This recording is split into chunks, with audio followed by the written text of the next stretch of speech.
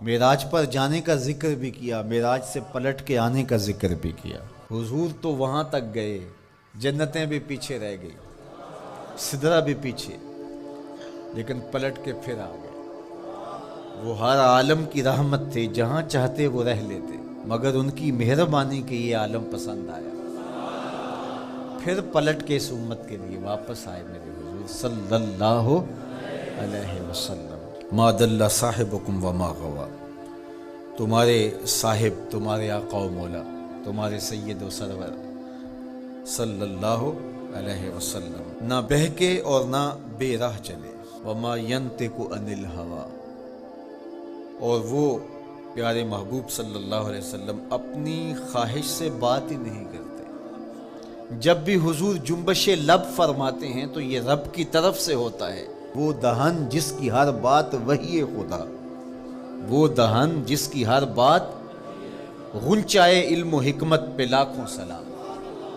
علمہ شدید القوا، سکھایا ان کو سخت قوتوں والے طاقتور نے، ذو مرتن، جو سخت طاقتور تھا، فاستوی، پھر اس نے جلوے کا قصد فرمایا، وہو بالافق الاعلی، اور وہ آسمان بری کے سب سے بلند کنارے پہ تھا، ثم دنا، پھر وہ جلوہ نیڑے ہو گیا، قریب ہو گیا، اللہ اکبر، فتدلی، پھر اور قریب ہو گیا، فکان قاب قوسین او ادنی، تو اس جلوے اور اس محبوب میں 2 ہاتھ کا فاصلہ رہا، جس طرح 2 کمانیں آپس میں ملی تھی، تو اتنا فاصلہ رہ گیا۔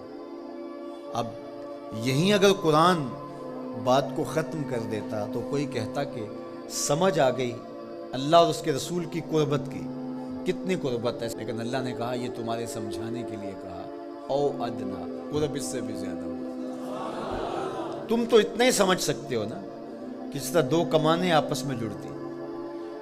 اللہ اکبر۔ حضرت علامہ جلال الدین سیوطی علیہ رحمہ کہتے ہیں کہ اہل عرب کا طریقہ یہ تھا کہ جب 2 سردار موافقت کرتے تھے، جب ملاقات کرتے تھے اور ایک دوسرے کے حلیف بنتے تھے، آپس میں ان کے اتحاد کا، ان کی محبت کا اعلان یوں کیا جاتا تھا کہ وہ آگے بڑھتے اور اپنی اپنی کمان جوڑ کر کے اس سے ایک مشترکہ تیر پھینکتے۔ یہ اس بات کا اعلان تھا کہ آج کے بعد ہمارا اتحاد ہو گیا ہے، ہمارا دوست دشمن سانجا ہوگا، کمانیں ہماری 2 ہیں لیکن ان سے نکلنے والا تیر آج کے بعد ایک ہوگا۔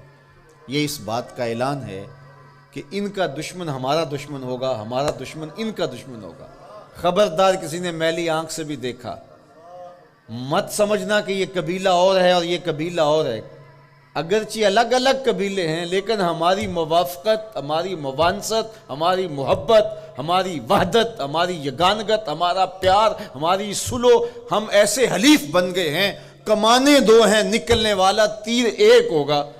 کہا اللہ اور اس کے رسول کی قربت کتنی ہوئی، اہل عرب تم اپنے رواج سے سمجھ لو، جس طرح تم کمانیں جوڑتے ہو ہم نے بھی کمانیں جوڑ لی ہیں، ہم نے بھی کمانیں جوڑ لی، الوہیت کی کمان اور رسالت کی کمان، الوہیت کی کمان اور عبدیت کی کمان۔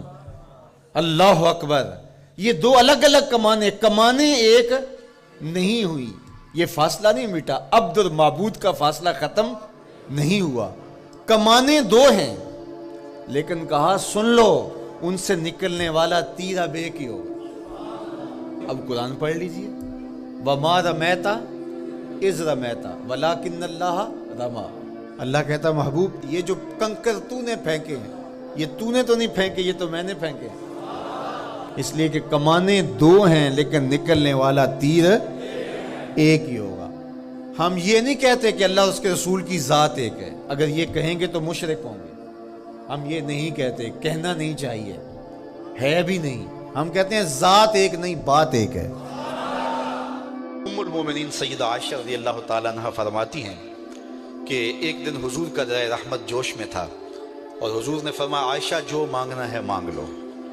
میں نے عرض کی یا رسول اللہ اگر آپ اجازت دیں تو میں اپنے باپ حضرت ابو بکر صدیق رضی اللہ تعالیٰ عنہ سے مشورہ نہ کر لوں کہ میں نے کیا مانگنا ہے؟ تو فرمایا کہ جاؤ مشورہ کر لو، مشورے کی اجازت بھی ہوگی۔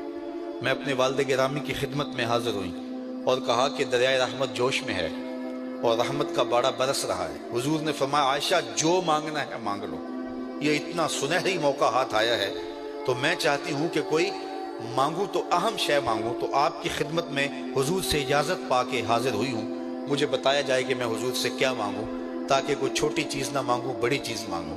تو حضرت ابو بکر رضی اللہ تعالیٰ عنہ نے فرمایا کہ بیٹا حضور سے جا کے کہنا کہ معراج کی خلوت خاص میں اللہ نے آپ سے جو راز کی باتیں کی تھی ان باتوں میں سے ایک بات بتا دو۔ مانگا بھی تو علم مانگا، اور عائشہ میرے سے وعدہ کرو جو حضور بتائیں مجھے بھی آ کے بتانا ہے۔ ام المومنین حاضر خدمت ہو گئیں۔ حضور نے پوچھا عائشہ مشورہ ہو گیا؟ کہا جی حضور ہو گیا۔ کہا مانگو کیا مانگتی ہے؟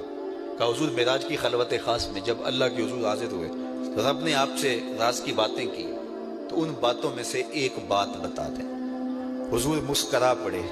اس بات پہ مسکرائے ہوں گے میرے یار غار کا انتخاب کیسا ہے، یا اس بات پہ مسکرائے ہوں گے کہ راز کی بات بتا دوں تو راز راز نہ رہا، لیکن وعدہ کیا تھا۔ کہا عائشہ سنو، جب میں قرب خاص میں پہنچا تو میرے مالک نے مجھ سے راز کی جو باتیں کی ان میں سے ایک بات یہ تھی، محبوب تیری امت میں سے کوئی شخص کسی شخص کا ٹوٹا ہوا دل جوڑ دے تو میرے اوپر لازم ہے بغیر حساب کے جنت عطا کروں۔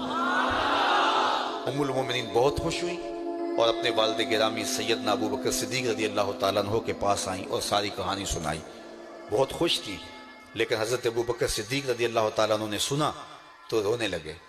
تو ام المومنین سیدہ عائشہ رضی اللہ تعالیٰ عنہ نے عرض کیا میرے والد گرامی یہ بات رونے والی تو نہیں ہے، ہم بسا اوقات کسی دکھی کے کام آ جاتے ہیں، کسی کا دکھڑا بیٹھ کے سن لیتے ہیں، کسی کی ڈھارس بنا دیتے ہیں، کسی کے کام آ جاتے ہیں، یہ تو بخشش کا بہانہ ہاتھ آ گیا اور آپ اس پہ رو رہے ہیں۔ تو فرمانے لگے عائشہ اس کو معکوس بھی پڑھو، تصویر کا دوسرا رخ بھی دیکھو، اگر کوئی شخص کسی کا ٹوٹا ہوا دل جوڑ دے تو بغیر حساب کے جنت میں جائے گا، اس کا دوسرا رخ یہ ہے اگر کوئی کسی کا دل توڑ بیٹھے تو سیدھا جہنم میں جائے گا۔ میں اس بات پہ رو رہا ہوں کہ ہم سے کسی کا دل نہ ٹوٹ گیا۔ تو آج کی اس مجلس کے اندر کیا یہ دو باتیں میں اور آپ اپنے پلے باندھ سکتے ہیں؟ ایک کا تعلق حقوق العباد سے ہے اور ایک کا تعلق حقوق اللہ سے ہے۔ حقوق اللہ میں سب سے اہم چیز نماز ہے، اور پہلا سوال قیامت کے دن نماز کا ہی ہوگا۔ بلکہ حضور نے معراج میں جو مختلف مظاہرے دیکھے ان میں ایک چیز یہ بھی دیکھی، کچھ لوگوں کے سر پتھر سے کچلے جا رہے تھے، پھر صحیح ہو جاتے، پھر کچلے جاتے۔ جبریل سے پوچھا یہ کون لوگ ہیں؟ تو کہا آپ کی امت کے یہ لوگ وہ لوگ ہیں کہ جن کے سر نماز سے بھاری رہتے تھے۔ نماز کا کہو نہ بے نمازی کو، تو وہ پہلا بہانہ تو یہ لگائے گا کہ میرے کپڑے ٹھیک نہیں ہیں۔ میرے بزرگ فرمایا کرتے تھے تیرے کپڑے کیسے پاک ہو سکتے ہیں؟